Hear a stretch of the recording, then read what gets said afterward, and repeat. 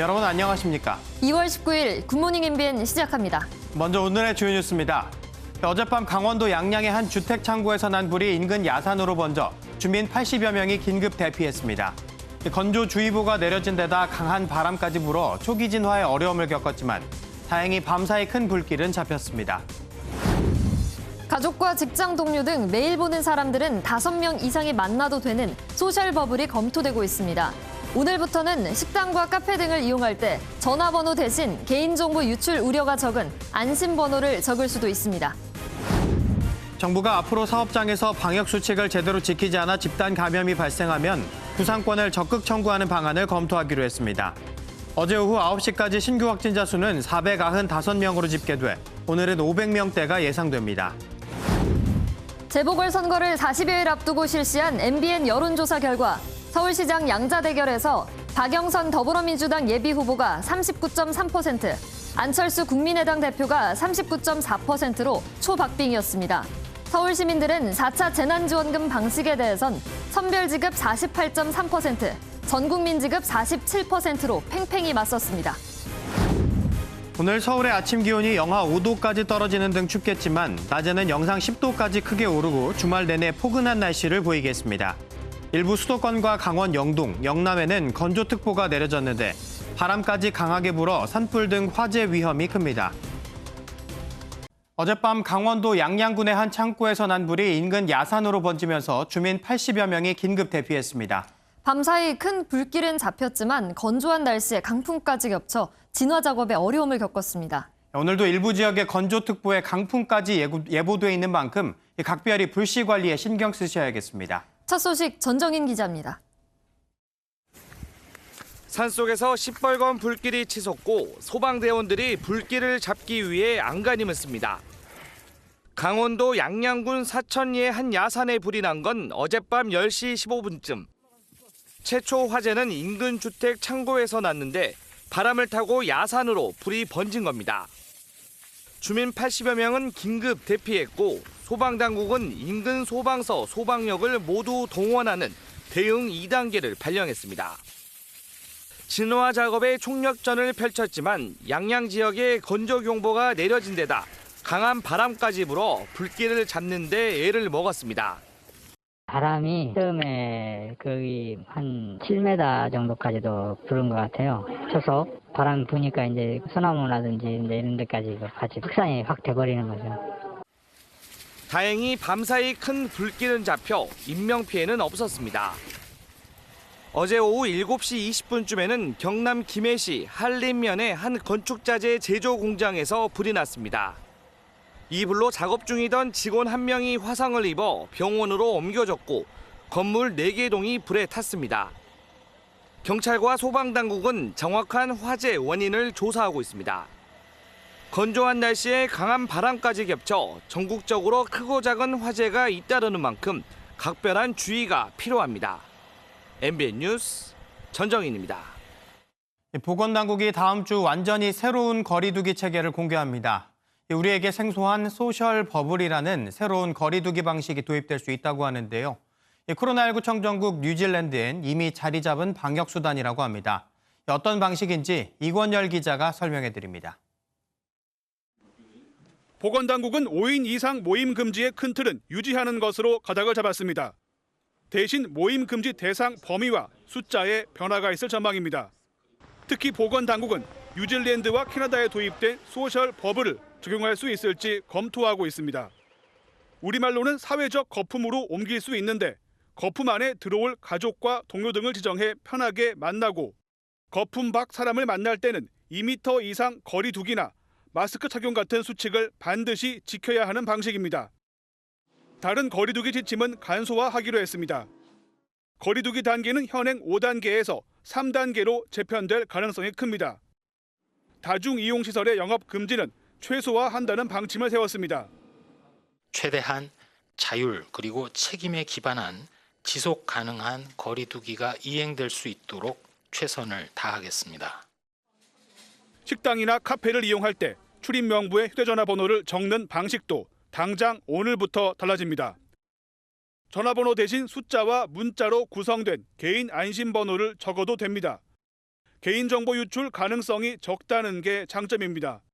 네이버, 카카오 등 QR코드 발급기관 앱의 QR 체크인을 누르면 QR코드와 함께 개인 안심번호가 나타나게 됩니다. 한번 발급받은 번호는 코로나19가 끝날 때까지 바뀌지 않기 때문에 외워두는 것도 좋습니다. 개인 안심번호를 사용하기 어렵다면 기존대로 휴대전화 번호를 적을 수도 있습니다. MBN 뉴스 이권열입니다. 경기 남양주에 이어 충북 진천의 오리 가공업체에서도 집단 감염이 발생해 확진자가 늘어나고 있습니다.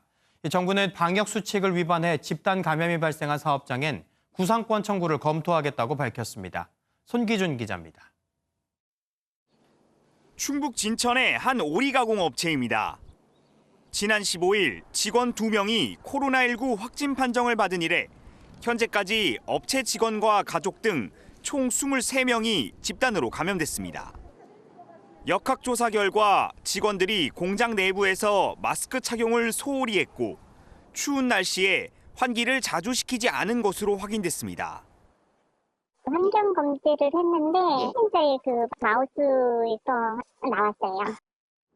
이 밖에도 충남 아산의 보일러 제조 공장과 남양주의 플라스틱 제조 공장, 서울 한양대병원, 그리고 서울 순천향대병원에서도 확진자가 늘어나고 있습니다. 이 탓에 코로나19 신규 확진자 수는 이틀째 600명대를 기록했습니다. 정부는 사업장 내 부주의로 집단 감염이 일어났을 땐 강력히 대응하겠다고 밝혔습니다. 사업장에서 방역수칙을 제대로 지키지 않아 집단 감염 등 발생할 경우에는 구상권 청구 등 할 수 있는 모든 수단을 강구해 주시기 바랍니다. 한편 어제 오후 9시까지 집계된 신규 확진자는 495명으로 오늘도 500명대를 기록할 것으로 보여 재유행 우려는 계속 커지고 있습니다. MB 뉴스 송기준입니다. 검찰 인사 논란으로 사의를 표명한 신현수 청와대 민정수석이 어제 돌연 휴가를 떠나 최종 거취 고민에 들어갔다는 관측이 나옵니다. 갈등의 당사자인 박범계 법무부 장관은 마음이 아프다, 소통을 더 하겠다라며 신수석 달래기에 나선 모습입니다. 송주영 기자입니다. 사의 표명 이후에도 정상 출근을 해왔던 신현수 민정수석이 휴가계를 냈습니다. 청와대 고위 관계자는 신 수석이 출근해 이틀 휴가를 냈다며 숙고의 시간을 가진 뒤 월요일 출근할 예정이라고 말했습니다. 이 관계자는 충분히 숙고하고 본래의 모습으로 복귀했으면 하는 바람이라는 말로 문재인 대통령의 여전한 반려 의사를 전했습니다. 따라서 주말까지 포함해 나흘간 고민한 뒤 신 수석은 거취에 대한 최종 입장을 밝힐 것으로 보입니다. 일각에서는 휴가 기간 박범계 장관과 신 수석의 갈등이 어떻게 봉합되느냐가 변수가 될 수 있다는 관측도 나옵니다. 논란이 불거진 이후 처음 공식 입장을 밝힌 박 장관은 마음이 아프다고 말했습니다. 참으로 제 마음이 아픕니다. 보다 더 소통을 하겠다는 그런 말씀을 드리겠습니다. 민정수석으로 계속 계셔서 문재인 대통령의 좋은 보좌를 우리가 함께 하기를 진심으로 희망합니다. 신 수석이 사의를 거둬들이고 업무에 복귀한다면 검찰 인사를 둘러싼 논란은 일단 봉합 수순에 접어들 전망입니다. 하지만 물러나겠다는 입장을 굽히지 않는다면 교체 수순에 접어들 가능성이 커 보입니다. 신현수 민정수석이 휴가에서 돌아오는 다음 주 월요일까지 검찰 인사를 둘러싼 문 대통령의 고심은 계속될 전망입니다. MBN 뉴스 송정입니다.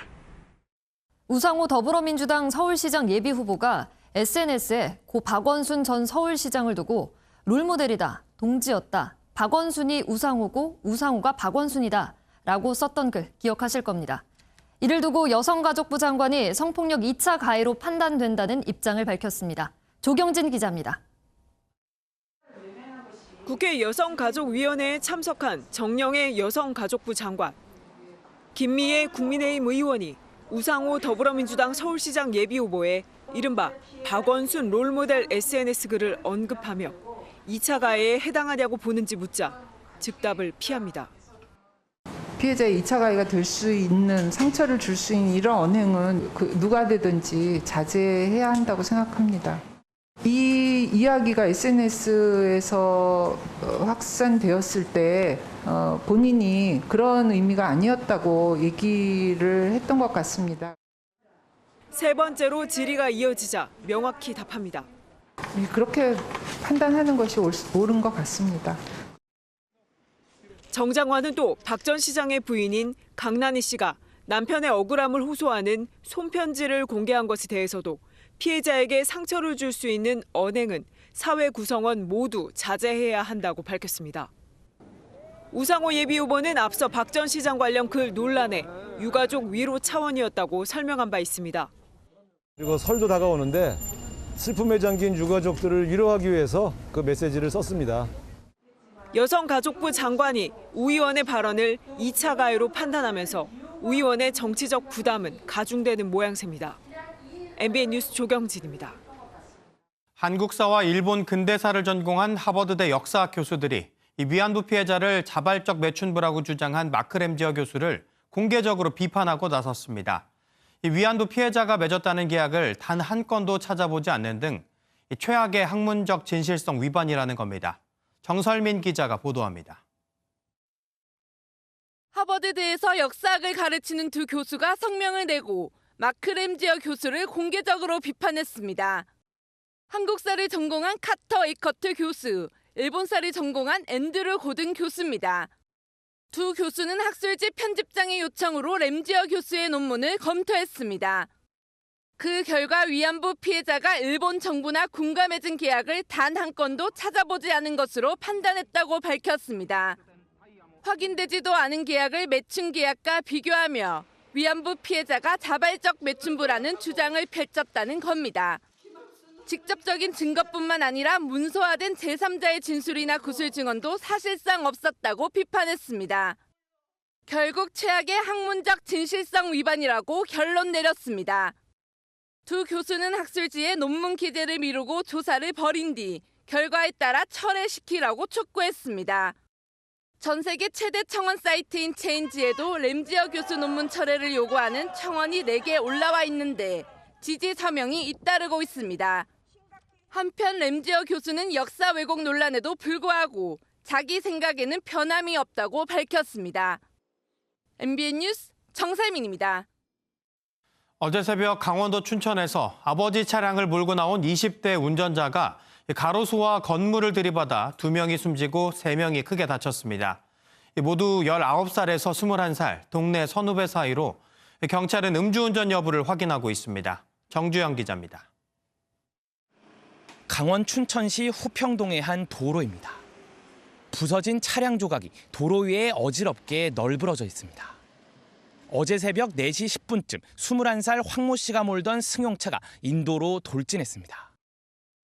사고 차량은 먼저 가로수를 들이받은 뒤 인근 상가 건물을 연달아 충돌하고서야 멈춰섰습니다. 부서진 건물 출입문과 유리창은 사고 당시의 충격을 고스란히 보여줍니다.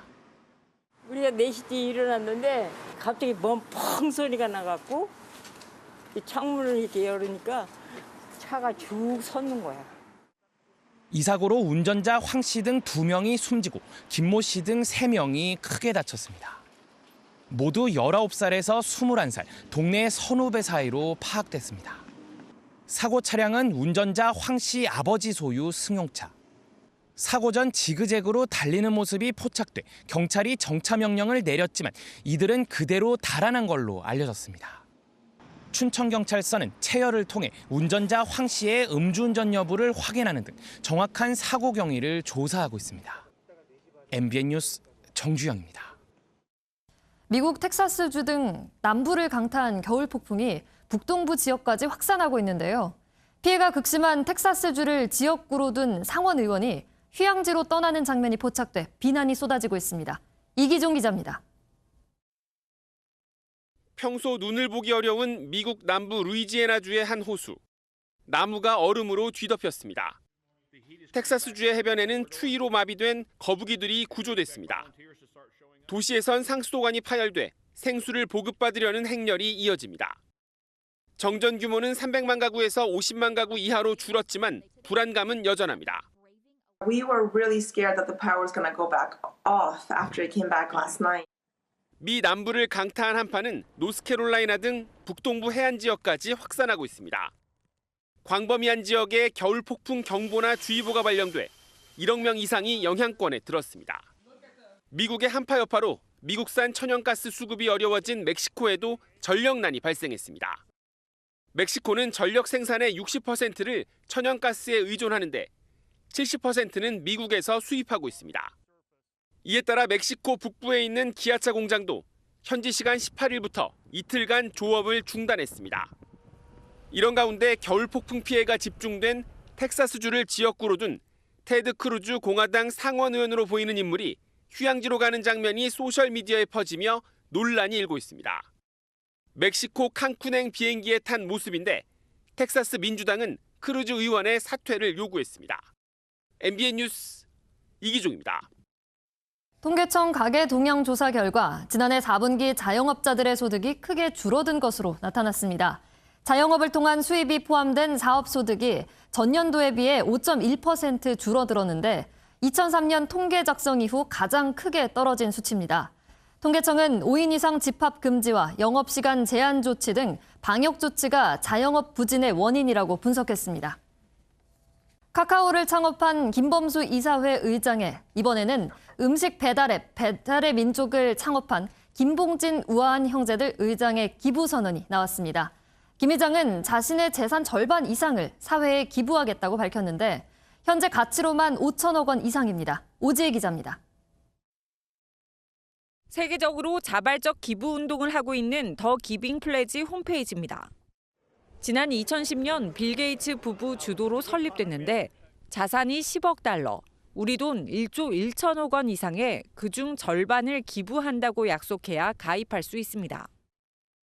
그런데 한국인으로는 처음으로 배달의 민족을 창업한 김봉진 씨 부부가 등재됐습니다.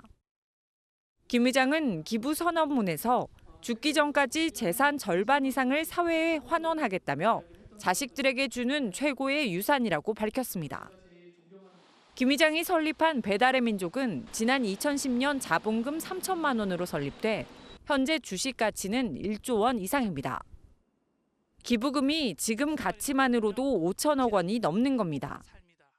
성인이 됐다라면은 누군가의 칭찬을 듣는 것보다는 내가 세운 기준을 통해서 나 스스로를 지배하면서 살아가야 된다고 저는 생각해요. 김 의장은 이와 함께 교육 불평등 문제 해결 조직을 구상하는 등 사회적 기여를 해나갈 예정입니다. MBN 뉴스 오지혜입니다. 셀트리온의 코로나19 항체 치료제 레키로나주가 그제부터 공급이 시작됐죠. 일각에선 경증 환자에겐 효과가 없다라거나 오히려 독이 되는 거 아니냐 이런 의혹이 제기됐는데요. 이를 두고 서정진 셀트리온 그룹 회장이 직접 기자간담회를 열어 반박했습니다. 그러면서 백신 개발 가능성을 열어뒀는데 보도에 김도영 기자입니다. 셀트리온의 항체 치료제 레키로나주는 통계적 유의성을 확보하지 못했다. 경증 환자에겐 효과가 없다. 의료기관 4곳부터 공급이 시작된 셀트리온의 항체 치료제를 두고 제기된 의혹입니다. 셀트리온은 즉각 온라인 간담회를 열어 반박에 나섰습니다. 경증 환자한테서는 효과가 없는 것이냐? 그렇지 않습니다. 임상적 회복에 걸리는 시간을 2일 이상 단축을 시킵니다.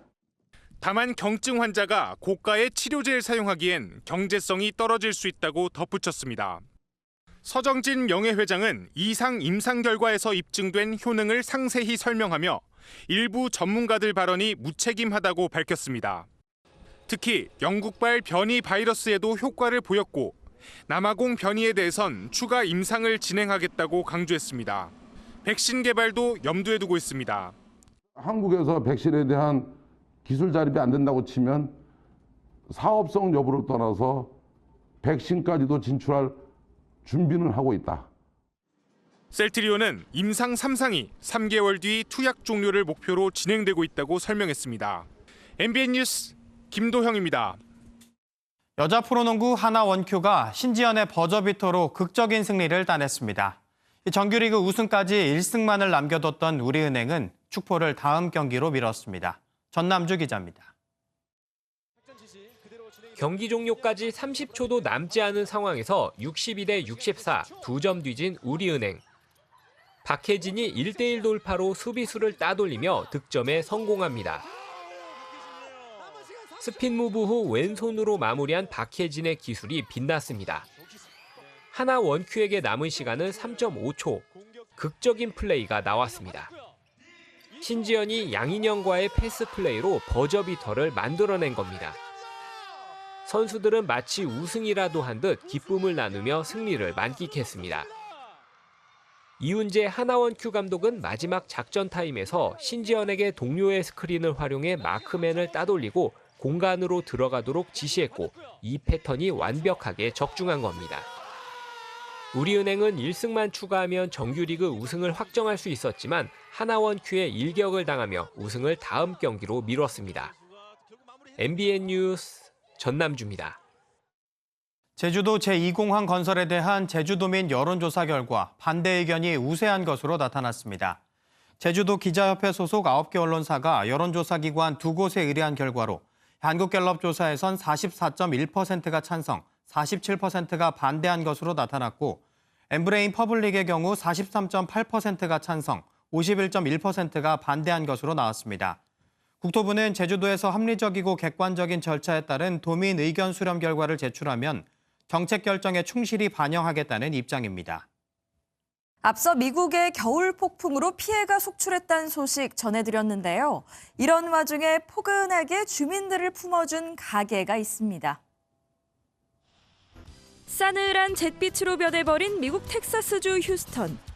폭설과 한파를 동반한 겨울 폭풍으로 온 동네 수도와 전기까지 끊겼지만 이 가구점만은 밝고 따뜻합니다. 매트리스 맥이란 애칭으로도 불리는 가구점 주인이 가게를 대피소로 선뜻 열어준 건데요. 먹을 것과 담요까지 내줘서 주민 500여 명이 오랜만에 몸을 녹였습니다. 그는 지난 2017년 허리케인 하비 때도 기꺼이 가구점 문을 열었다고요. 이런 분들 덕분에 세상은 아직 따뜻한 거겠죠. 훈훈한 이야기 하나 더 소개해드립니다. 한창 배우고 커야 할 시기에 사회와 단절된 아이들이 있는데요. 그런 아이들을 위한 선생님들의 눈물겨운 노력이 감동을 주고 있습니다. 철조망이 어지럽게 둘러쳐진 그리스 아블로나의 소년 교도소. 18살에서 25살까지의 소년범 300여 명이 머무는 곳입니다. 교도소 안의 학교는 코로나19로 문을 닫았고 인터넷과 휴대전화가 없다 보니 원격 수업도 어려웠습니다. 하지만 선생님들은 포기하지 않았는데요. 학생들에게 허락된 건 TV뿐. 동네를 돌아다니며 모은 장비들로 어설프게나마 스튜디오를 차렸고 직접 채널까지 만들어 TV 강의를 시작했습니다. 선생님들의 간절한 마음이 부디 학생들에게도 전해졌으면 좋겠네요. 지구 반대편 아르헨티나는 요즘 30도에 달하는 더운 날씨를 보이고 있는데요. 바람도 통하지 않는 비닐을 여성들이 쓰고 있다고 합니다. 무슨 일일까요? 아르헨티나 부에노스아이레스의 광장에 여성들이 나체로 비닐을 쓰고 누워 있습니다. 페미사이드로 불리는 여성 살해 범죄에 항의하는 시위입니다. 지난 8일 충격적인 사건이 벌어졌는데요. 한 여성이 자신을 괴롭히던 남성을 18차례나 고소했지만 법원이 외면한 탓에 해당 남성에게 결국 살해당한 겁니다. 올해만 벌써 48명의 여성이 희생된 아르헨티나. 변화가 시급해 보입니다. 지금까지 굿모닝 월드였습니다.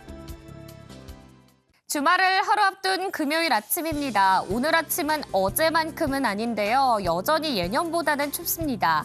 강원과 경북에서는 한파주의보가 이어지는 가운데 지금 서울의 기온은 영하 6.9도까지 떨어져 있는데요. 낮부터는 따뜻한 남서풍이 불면서 추위가 풀리겠습니다. 서울의 낮 기온 9도, 내일은 13도, 모레는 16도까지 오르면서 평년 수준을 크게 웃돌겠습니다. 주말 내내 봄처럼 온화하겠습니다.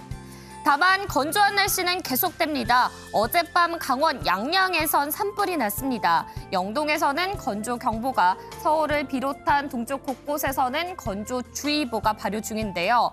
바람까지 강하게 불면서 영동에서는 강풍주의보까지 내려져 있는 상황입니다. 최대 순간 풍속이 30m가 넘는 태풍급 강풍이 몰아칠 것으로 보입니다. 불씨 관리를 철저히 해주셔야겠습니다. 위성 영상입니다. 지금 전국에서 대체로 맑은 하늘이 드러나 있습니다. 오후에는 수도권과 영서에서 구름의 양이 많아지겠습니다. 그 밖의 지역에서는 대체로 맑은 하늘이 함께하겠습니다. 공기의 질도 보통 수준 유지할 텐데요. 단 중서부 지역에서는 밤에 일시 공기가 탁해지겠습니다. 이 시각 기온 살펴보도록 하겠습니다. 춘천 영하 10.6도, 안동은 영하 6.5도로 시작을 하고 있고요. 한낮에는 서울 9도, 강릉 13도, 전주 10도, 대구 13도까지 기온이 큰 폭으로 오르겠습니다. 이번 주말에는 날이 더 포근해질 전망입니다. 날씨였습니다.